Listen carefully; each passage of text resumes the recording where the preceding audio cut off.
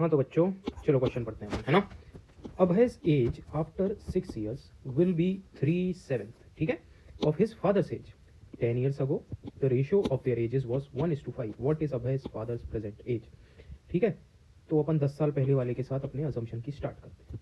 Let the edges of, अभय को मैं ए से डिनोट कर दे रहा और पिताजी को उसके पी से डिनोट कर रहा, ठीक है।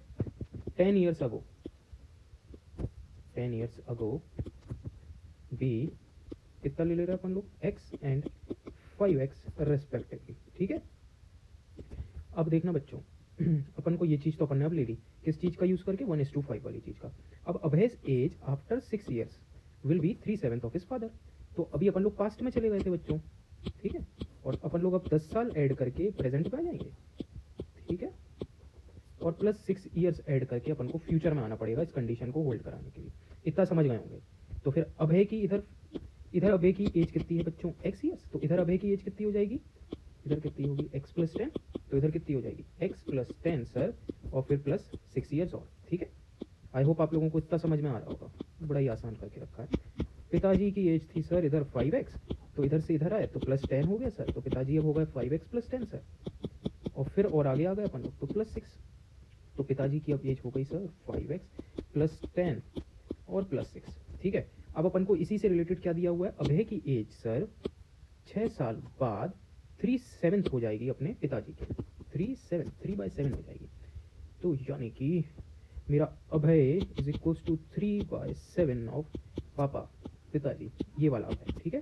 तो इसकी जगह पे अपन लोगों ने क्या कर दिया, x + 16 हो जाएगी ये वाली चीज बच्चों, x + 10 + 6 is equals to 3/7 of पिताजी 5x + 16 सर। इसको सॉल्व करो, 7x + 16 × 7 112 is equals to 5 3 15, 15x + 16 3 होता है अपना 48। इधर से अब आगे सॉल्व करो, 7x को उधर भेज दो, 48 को उधर भेज दो, तो 8x इज इक्वल्स टू 64। अब सॉल्व करेंगे यही आना चाहिए, x इज इक्वल्स टू 8। अब अपन को निकालना क्या है इसमें, व्हाट इज अभय's फादर्स प्रेजेंट एज। तो इधर पिताजी की 5x + 10 थी प्रेजेंट एज, तो पापा is equals to 5x + 10, x की जगह पे ये 8 पुट कर दो, तो 40 + 10 यानी कि 50 years, ये आ गए इनके पापा की एज, अभय के पापा की, है ना। बस, तो इसका आंसर बच्चों कितना आया, इसका आंसर आया सर 50 years, ठीक। आई होप आपके समझ में आया होगा। ये वाली अपन लोगों ने ये टाइम फ्रेम देखने के लिए इसको बना लिया था, आप लोगों को समझाने के लिए। बाकी ये बड़ा आसान क्वेश्चन है, ठीक है, बहुत बार करवा चुका हूँ मैं ये वाले क्वेश्चन इस चीज़ से रिलेटेड, तो जो पहले से ये चीज़ मेरे साथ समझ रहे थे उनके समझ में आ गया होगा, और बाकी नए व्यूअर्स को भी आ गया होगा। चलो बच्चों, है ना, ठीक है, फिर मिलते हैं अपन, बाय बाय।